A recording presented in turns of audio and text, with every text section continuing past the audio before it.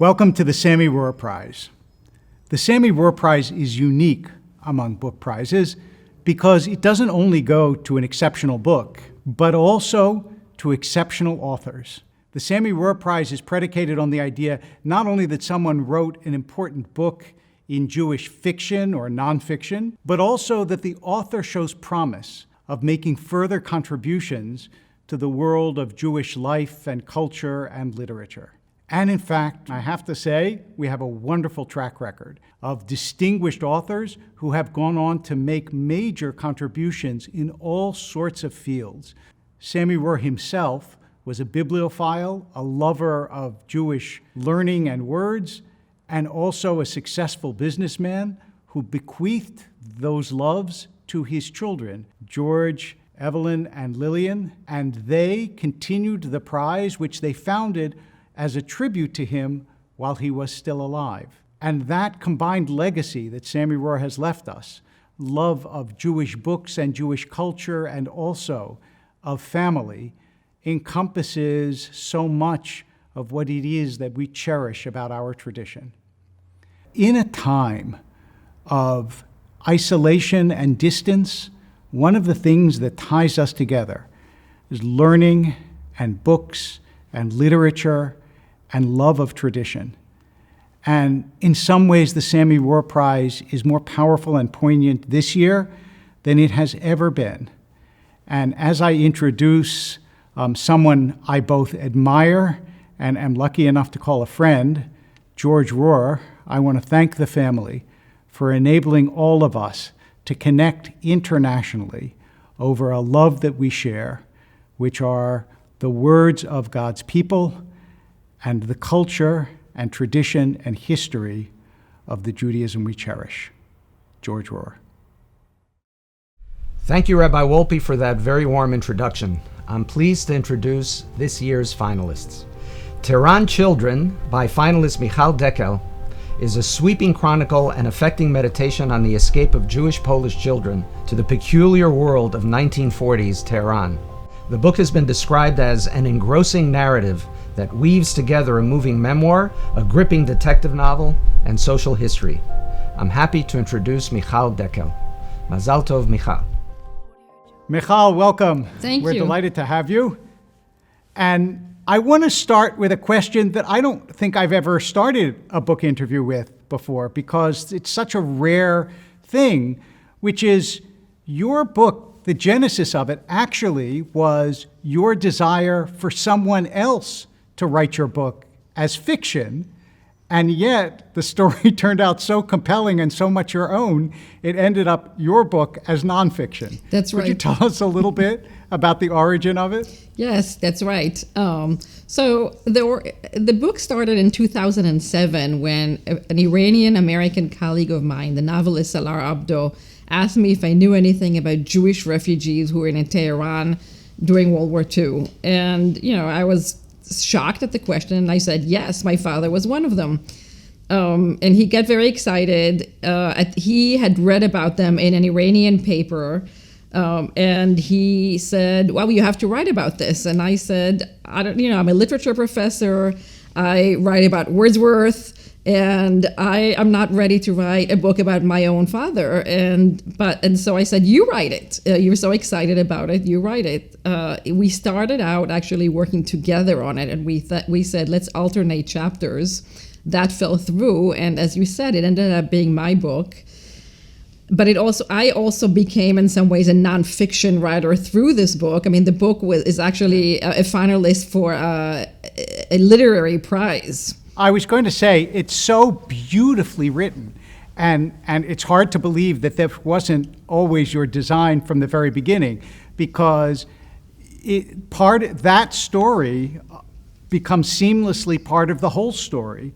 And one of the things that is amazing about your book is how many different kinds of stories accumulate in the course of telling your story. So many different countries and personalities. How was it that you were able to put them all together? 20, 30 drafts, 10 years of work.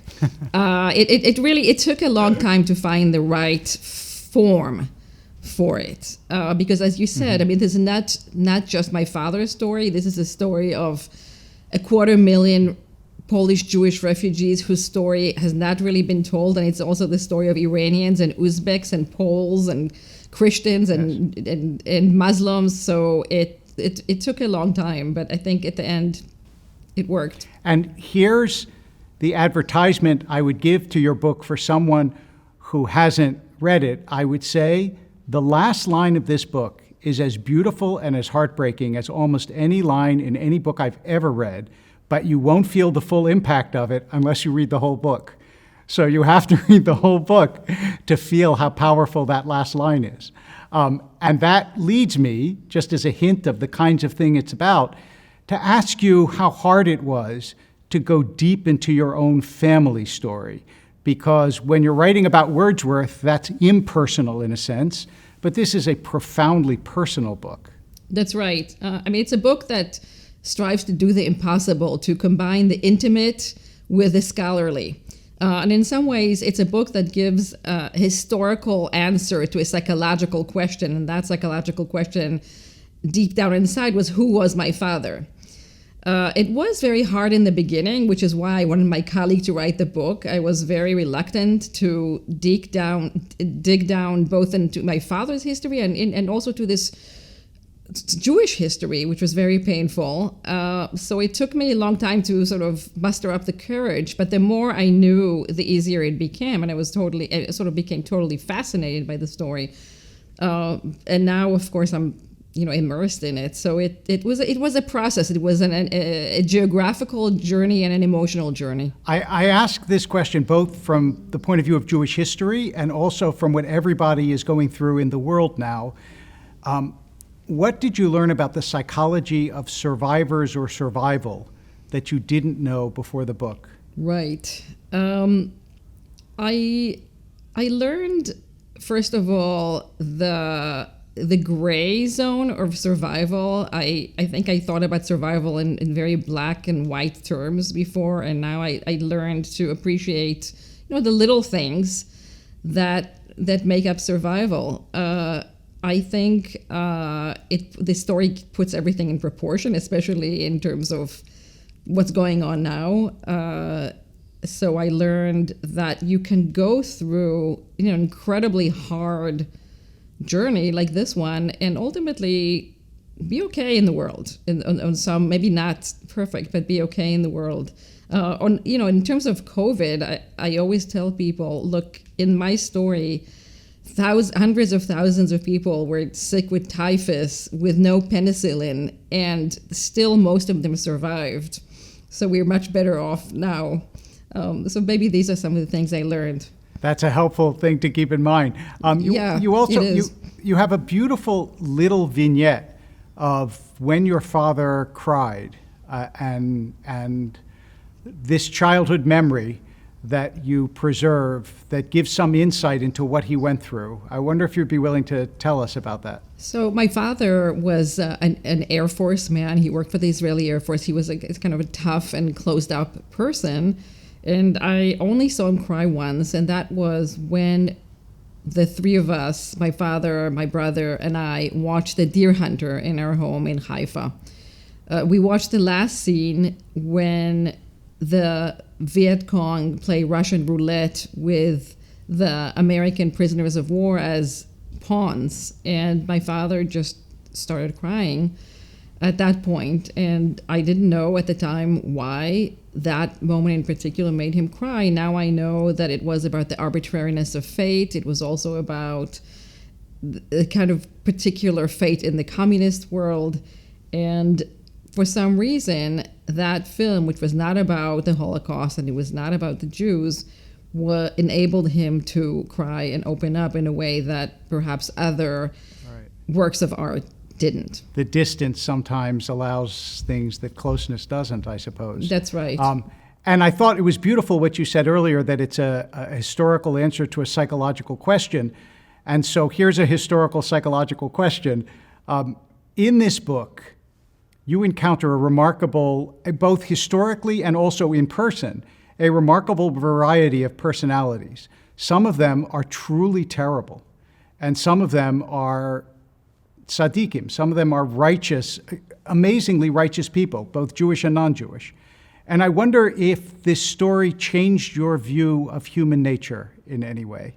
I don't know that it changed my view of human nature, but it certainly, in my story, I think there are no huge heroes. It's not a story, it's not a Schindler's List. And I often say that the hero of my story is collaboration between organizations and peoples, and it's also small gestures that people made. So I think, yes, I think maybe, again, it kind of made my vision more complex. And by more complex, I mean, let's say, as you know, in my book, there was one character who is a Polish nationalist historian, and who was not exactly anti-Semitic, but let's put it, her vision of history was very different than mine. At the same time, her great aunt was someone that supposedly hid Jews and saved them and so on. So, it's a complex story, and something, it's complicated. Yeah, sometimes the bad people do good things, and sometimes the good people end up doing not so good things. That's fantastic. Well, thank you so much, Michal, for writing such a beautiful book and for being with us today. Thank you for having me, and thank you for your questions. In Here All Along, finalist Sarah Hurwitz, a former speechwriter at the White House, writes in her own voice. In doing so, she invites us to share her journey towards fulfillment as she rediscovers the beauty and timeless lessons of Judaism. Her book illuminates boldly, bravely, and beautifully why Judaism matters. I'm happy to introduce Sarah Hurwitz. Mazal Tov, Sarah. Sarah, welcome. We're delighted to have you. Thank you so much. I am delighted to be here. Your book, obviously, is a book that would endear you to every rabbi, because it is exactly what we hope, which is that someone discovers the riches of the tradition, in part by talking to people who know about it, but really as part of your own discovery. And I want to start by asking what motivated you to re-explore Judaism in adulthood? It really was pretty random. I went through a tough breakup. I was looking for things to do to fill my time. I happened to hear about an Intro to Judaism class, and I really signed up just to get out of my apartment, to have something to do. I was a very disengaged cultural Jew and figured, I'll learn something about my culture, something to do. And I was blown away by what I found. It really was, it wasn't on some deep spiritual journey. It wasn't some big crisis. It was kind of random. But once I saw what was there, I was hooked and fascinated, and I kept on learning. And was there an initial point, a story, an idea, a holiday or something that first sort of turned the switch where you said to yourself, this is more than I expected? I think our study in that initial introductory class of Shabbat and of Jewish ethics, this is a very basic class, right? So it was a pretty basic introduction, right.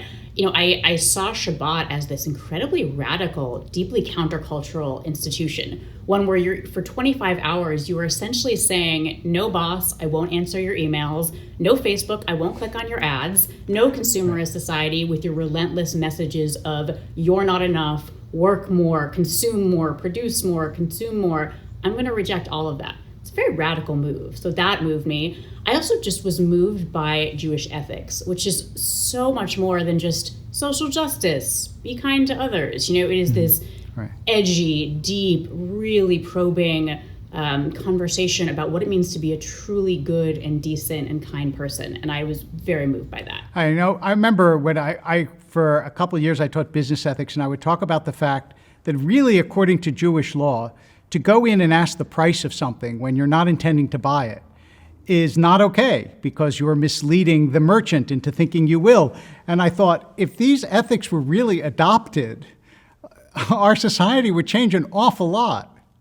Yes. And, I think what moves me about actually that particular piece of law is when I studied early on, there's a real sort of on-the-ground contemplation of that shopkeeper's humanity, a real concern for that person struggling to make a livelihood and how you treat them in that moment on the ground. It's a very particular kind of ethics, and you're right, it's hard to implement. And I don't think one necessarily has to take it all literally, but I do think that overall sensibility of incredible sensitivity to those around us, I think is worth trying to preserve and enact. So one of the things that interests me in particular about your having written this book is when I was in college, before I graduated, I worked on a political campaign. And it was by far the most consuming thing I have ever done. Morning till night. I mean, it convinced me I never wanted to go into politics. But I realized that somebody who comes to the tradition after being in politics, and I'm not talking right or left, it's irrelevant, but just that consuming world must see it differently from somebody who comes from a more calm and disengaged sort of profession. And I wonder how your political background affected your seeing the tradition.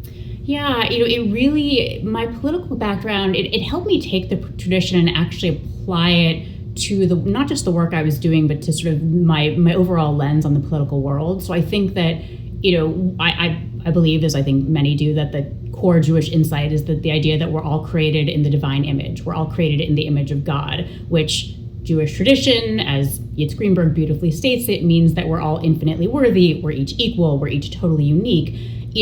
That is sort of, to me, the driving insight of my work in politics. And I think that when I look at the political landscape now and see so many people trampling that driving instinct, it's now very personal for me. It's not just about sort of offending my, Sarah Hurwitz's moral sensibilities. It's about really stomping on the beating heart of this 4,000-year tradition that I deeply love and care about. And I do think, I couldn't agree with you more, that is both the guiding insight of the Jewish tradition and in some ways, if enacted, the most radically world-changing statement that a tradition could make. And we could have a long discussion about how it impacts politics, but I want to bring it back to the core of your book, which is not at all a political book.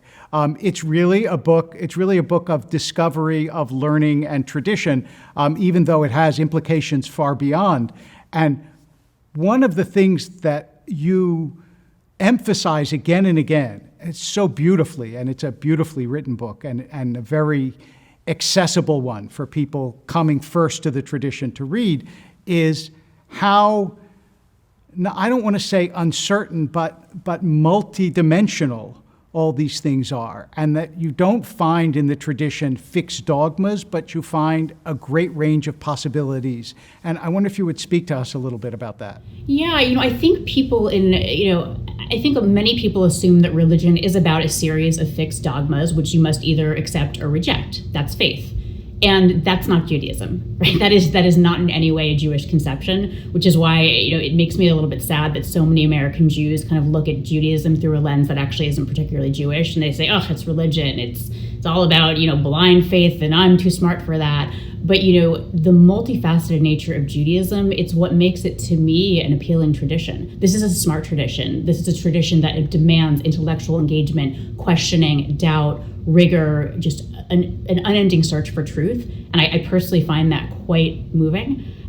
So I appreciate that sensibility in Judaism. It also makes it very, very hard to write about, because any statement that one might want to make, I could immediately envision the 10 counter-arguments to that statement, which can drive you crazy. So you learn, you never sacrifice accuracy, but you do sometimes have to sacrifice a little bit of precision, which is very counter to what Judaism wants you to do. That is so true. I know that I've had that little voice in my head almost every time I've written anything to say, somebody's going to say that also or that other, and it's difficult, but that's also quite wonderful to realize how complex. But that said, I do think there are majority strains in the tradition. I do think there are ways to read the tradition that are kind of counter to the weight of tradition. I don't love it when people say, oh, Judaism says anything, you can use it to make any argument. Technically, yes, but I think a wise and thoughtful and discerning reading of Judaism does lead one in certain directions. So I don't, this isn't a free-for-all. I think it's important to state that as well. And then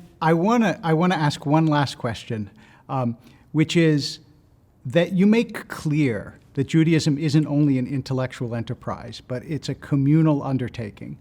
And in a time when we're so isolated, I wonder if you would say something to us about the value and importance of community. Yeah, I mean, community is obviously central to Judaism. This is not a solo practice, and I think that is very difficult and painful for many people in this time where we're separated from community in person. We can't be physically present with each other, but I think there are so many ways to actually capture that sense of community and to enact these traditions. But we're going to have to be a little creative. A woman, actually, I heard about a very sad but also very moving story of a woman whose husband died of COVID, and she was heartbroken that they couldn't do any of the traditional funeral and shiva arrangements, but they came up with a take on the Jewish tradition of having the people who come to support mourners at a funeral. They traditionally line up in two lines, and the mourners walk through, and the people on either side of them, they offer their condolences. And they actually created this in the parking lot of their synagogue in their cars. So they had two lines of cars of people to come and support the mourners, and then the mourners drove through in their cars, and people waved at them, blew kisses, had their hands over their hearts. This is a way that we can enact Jewish community safely right now. And I think it's really up to us to come up with some creative and innovative ways to breathe life into our traditions and to continue to allow them to help us at this moment. That is a beautiful example from a beautiful book, and we thank you so much for giving us this gift to the Jewish community and to the reading public. Sarah Hurwitz. Finalist Yaakov Katz is the author of Shadow Strike, a riveting, powerful exploration of Israel's daring operation to stop one of the greatest known acts of nuclear proliferation.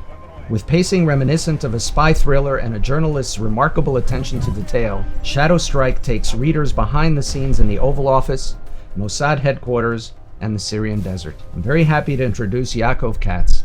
Mazal Tov, Yaakov.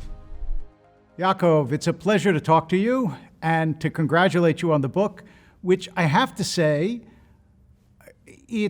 people always say this about nonfiction books, that it reads like a thriller, but this, mamash, it reads like a thriller. I knew the end of the story, but I was turning the pages so eagerly, and I wonder, when you started the book, did you intend to give it the pace of one of those unputdownable books, or did the story just unfold that way? Well, first of all, Rabbi, it's really a pleasure to be with you, and it's a true honor to have been chosen as a finalist for the Sami Rohr Prize. So I thank you for really this great kavod. With regards to the book, no, not at all. I actually went into it thinking I was going to write an article or a series of articles ahead of the 10-year anniversary. So I started working, I'd say probably like in the beginning of 2017, looking towards the September anniversary in 2017. And I quickly found myself down a rabbit hole that this turned into a book. And the writing went through a few kind of versions. Beginning, I set it up as a way of like looking at the story through the different characters that were the primary characters of the book. But that didn't work as well. And then I had to create the narrative that would be the thread between and connecting everything. It came out, it was a lot of work, a lot of sweat, a lot of tears, really how, that's, the story people tell you, but you never really believe, at least I didn't know that it would happen, is that you wake up in the middle of the night in a cold sweat and you're like, I got it all wrong. Well, that happened to me. And that happened to me with this book. I had written it one way and then I wake up in the middle of the night. I'm like, oh my God, it has to be flipped. And I sat for about a week and just redid the whole thing. And thankfully it came out nicely. There are two questions I really have wanted to ask you about the writing of this book. The first is, one of the things that I found striking is obviously in a big military operation, there are going to be people who get stuff right and people who get stuff wrong. How was it that you were able, because you were able to make us understand how the people who got it wrong, as opposed to making them into villains and the good people all got it right? There was a real deep human understanding of people on all sides of this issue. And was that because you entered into it like consciously, or was it because you spoke to them and got their perspective? How were you able to get the empathy to have us identify even with the wrong guesses, the wrong prophets? Well, I think, first of all, I have an opinion of what I think would have been the right move and the wrong move. My opinion was and still is, that Israel had to, that this nuclear reactor had to be removed. I think there would have been benefit in having the United States do it. It would have sent maybe a stronger message. So I kind of agree to that extent with Vice President Cheney at the time. But ultimately, though, I don't think, Rabbi, that there's a wrong decision or a right decision. It's very easy for us now, so many years out, to look back and be able to decide and judge what was right or what was wrong. But when you're there in the real time and you're contemplating so many different variables and factors are on the table, you have America's deep in Iraq, America's in Afghanistan, America has issues with Assad of its own. You have Israel, which is dealing with the Palestinians, and the Americans are trying to get the Israelis back to the table. You're just a year after the Second Lebanon War. The Iran threat is looming on the horizon. There's so many different factors here. You have a new prime minister in Israel who's got criminal investigations. I mean, there's so many different things that are happening that it's very hard to say, this person, while you're there right in the moment. I think now we could say, it's easy for us as writers or, as I guess semi-historians or journalists to be able to say, this person was wrong. But maybe that's why there was some empathy, because who am I to say that Condoleezza Rice was wrong or Bob Gates was wrong, right? Everyone had a legitimate argument or legitimate position to take at the time. And that was the second question that I wanted to ask you, especially about the sourcing of it, was I literally was shaking my head as I read through this book thinking, how did he get this? Like, how did he get people to trust him to tell him this stuff? First of all, were there things that you had to leave out? And second, were you ever surprised that people spoke so openly to you? Because there's a lot of stuff in this book. The truth is there's a couple of factors. The first is time has passed, right? So all of these people who were the main players at the time, they're no longer in office, right? And therefore, as time goes by and they've left and they're now the so-called formers, they're more open to speaking and they're more open to sharing their story and telling it to the world and speaking to people like myself. So that plays to your advantage. The second factor is that you play one off the other, right? So you kind of learn this on the job as a journalist, which is my day job, is if you get one person to talk, that will probably help you get the second person to talk. And once you have 2, 3, or 4, everyone's going to want to talk because everyone's going to want to get their version. I remember, for example, with Ehud Barak, who was defense minister at the time, who I think was maybe on the wrong side of how the story played out, but he did not want to meet with me. And at one point, I tried a number of ways to get to him. And finally, I spoke to one of his assistants one day, and I said, you know what? No problem. And she said, what do you mean? You've always wanted to speak to him. And I said, yeah, but you know what? I spoke with Ehud Olmert. I spoke with Gabi Ashkenazi. I spoke with Tzipi Livni. I'm good to go without him. And they said, basically, come tomorrow, right? So if you play one off the other, that also helps. And really, again, it comes down to the fact that people want to get their story out. They want their version told. They want to get their place in history. And I was fortunate enough to be able to get them to trust me. I want to pick up place in history because I think if there's a character who comes out of this better than readers may assume before they read the book, it's Ehud Olmert. Could you say a couple words about his place in this story? Look, Ehud Olmert is without a doubt, is a prime minister who brought some level of shame to the state of Israel. He was the first prime minister to go to jail. He was convicted of corruption, of taking bribes. There's no question about that. I mean, that was determined by the Israeli Supreme Court.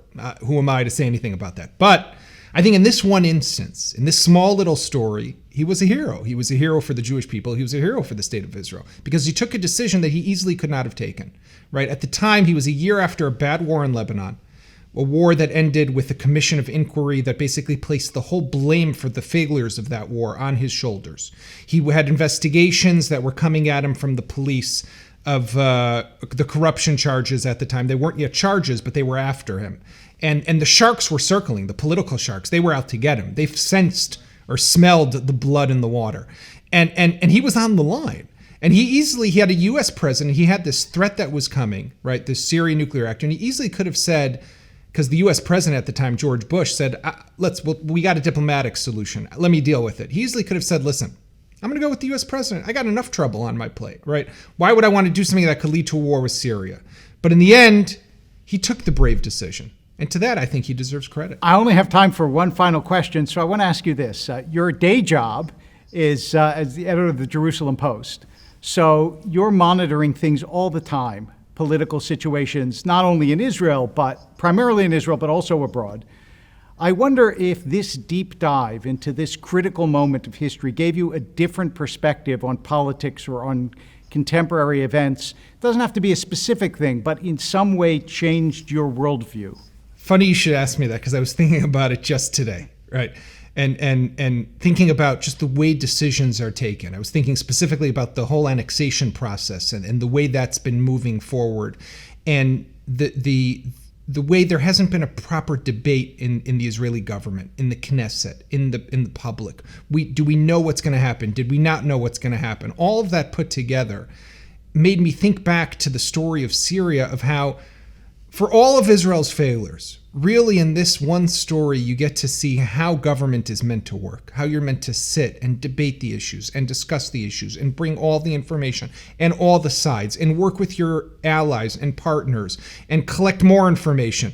That's how we're supposed to make decisions of historic significance. And I think that sadly, we see way too often, my focus is more on Israel than the rest of the world, but I think that we all today, you in Los Angeles, me here in Israel, we share a lot, we share with leaders who have some of these same flaws, unfortunately today, the inability to really go deep into the way they're making decisions. And I think we're all seeing how that's playing out in the world. Well, thank you. It is, as I said, terrific book. It's a great read, and you learn an awful lot about the way decisions are made and also about the state of Israel at a critical moment in history.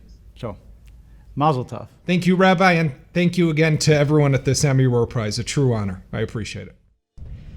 Fascinating and forensically scrupulous, dramatic and illuminating, thrilling and profound, brilliant, insightful, and eloquent. These are just a few of the many accolades for Kafka's Last Trial by winner Benjamin Balint. The book is at once a brilliant portrayal of a modern master and the complex story of the fight to claim his literary legacy. I'm happy to introduce Benjamin Balint. Mazal Tov, Benjamin. Welcome, Benjamin, and Mazal Tov. Congratulations on a wonderful and deservedly winning book for the Sami Rohr Prize.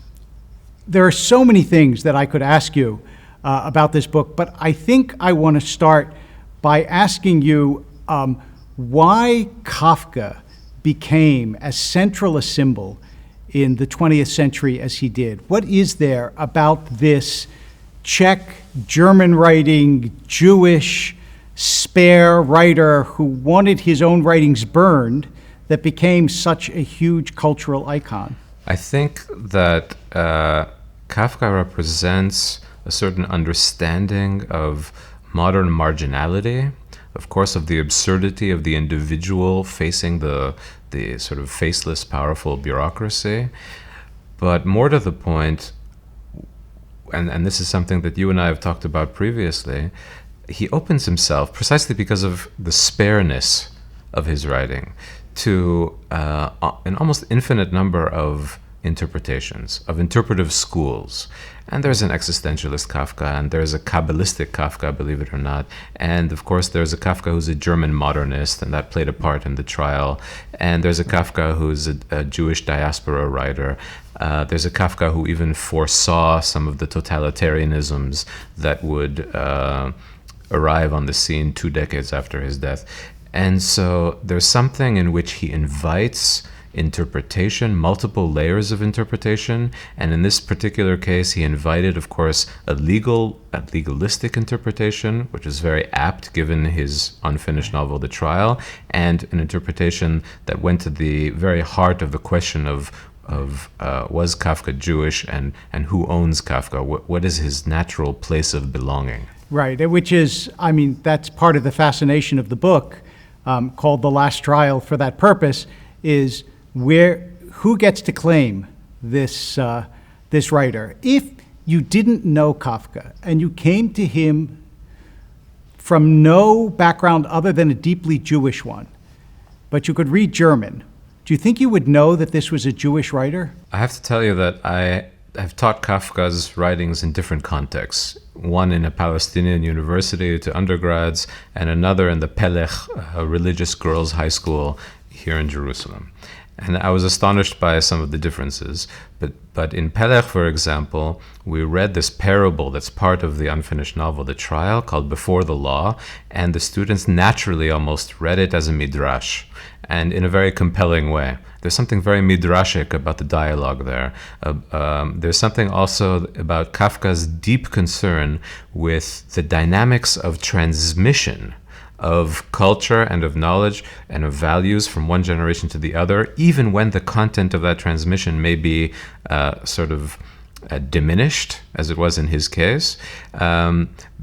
He and this goes to your first question, he sort of captured something about how Jewish transmission from, let's say, Sinai to the present works, and that too invites these multiple layers of interpretation. So, speaking of multiple layers of interpretation, your book has multiple layers of storytelling because it is, on the one hand, a legal drama, almost a legal thriller. It's almost like what Scott Turow could have written, but it's also a human drama about who gets to and how they get to either keep or give up what they think of as their own. And that starts with Kafka's friend Max Brod. For those who may not know the story of the transmission of Kafka's papers, could you give it to us in a, al regel echad, on one foot? Al regel echad, Max Brod and Kafka were the best of friends. They were of opposite temperaments. Max Brod had no trouble publishing. He published about 80 books in his lifetime, and in his lifetime he was far more acclaimed than Franz Kafka. But he also recognized his friend's genius, and that put him in a very difficult position because he knew that in devoting the rest of his life to recovering the memory of Kafka, to giving Kafka to literary posterity, his own work, Brod's own work, would be eclipsed. In 1924, when Kafka died, he famously instructed Max Brod to destroy all of my writings unread. And this was the great dilemma of Max Brod's life. And he, of course, as we know, he decided not only to not destroy them, but to preserve them physically, to bring them in his briefcase from Prague to Tel Aviv in 1939, but also to devote the rest of his life to editing and publishing all of Kafka's unfinished works, and in that sense rescuing Kafka not just from himself, not just from the Nazis, but also from literary oblivion. And in that sense, Max Brod is a fascinating character, and I think one of the auspicious results of this trial in the Israeli Supreme Court will be, and already is, to bring Max Brod out of, let's say, out of Kafka's long shadow, and to attract some appreciation as a cultural figure in his own right. I think that was certainly true for the reader of the book. I knew nothing about Max Brod except that he's the one who didn't burn Kafka's papers. And from reading your book, I got to appreciate what a significant figure he was in his own right. But also there is something, it's almost unavoidable to say Kafkaesque, about where the papers ended up. It was with someone who never knew Kafka. So can you say a word about that? Max Brod, from the second half of his life in Tel Aviv, from 1939 until his death in 1968, he needed, of course, some help in editing this voluminous cache of manuscripts, and for that he turned to his most intimate friend, who's a fellow Prague refugee named Esther Hoffe. And when he died, childless, I should add, he, in his will, gave everything to Esther Hoffe, including Kafka's priceless manuscripts. And as you say, she was one step removed from Kafka. She never knew him, which is maybe why, maybe why she decided to sell things. Something Max Brod never made a profit on these papers, but Esther Hoffe did. And that's really how the whole process in the Israeli court system got started. It's really a process that has to do with inheritance.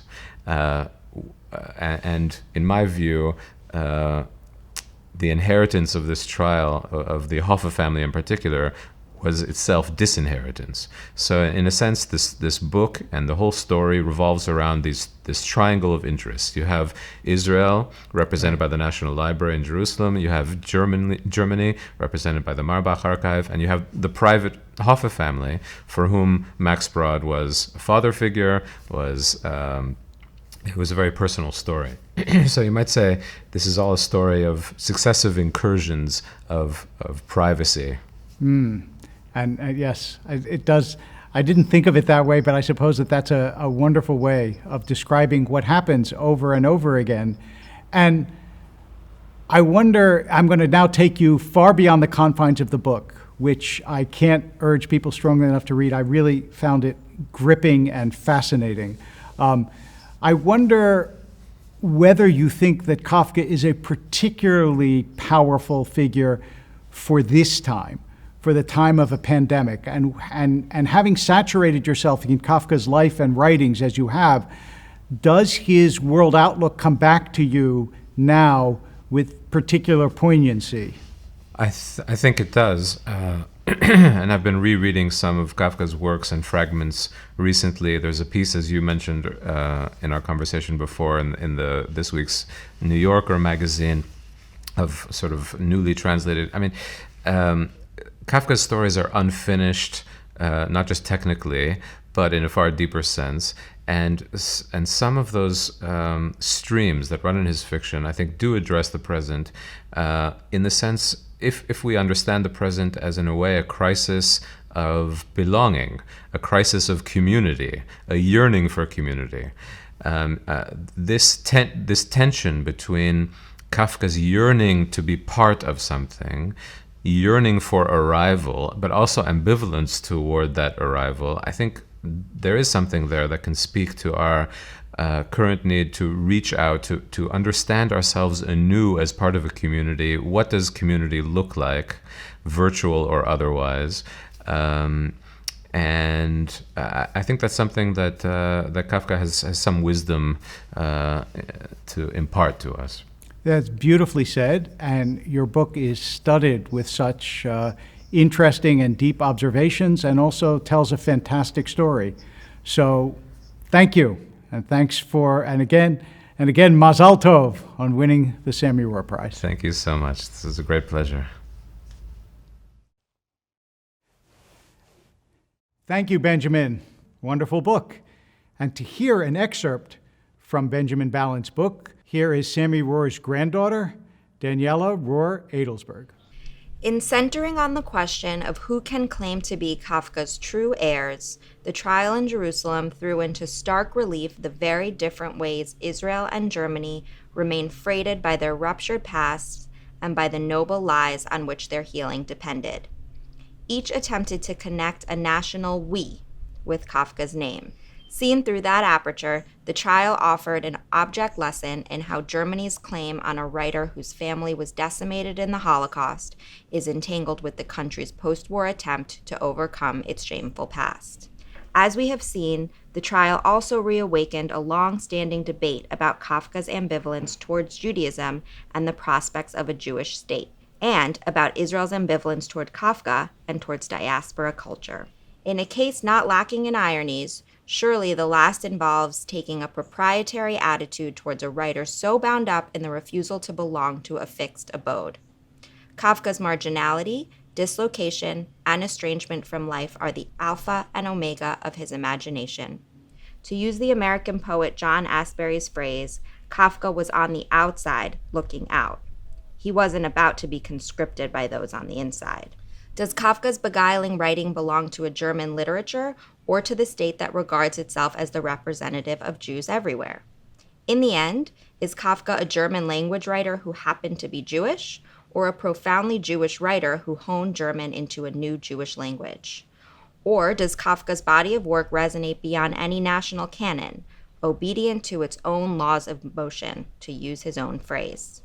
Kafka himself, in a letter to his fiancée Felice Bauer, seems to have had a premonition of the contradictory ways he would be claimed.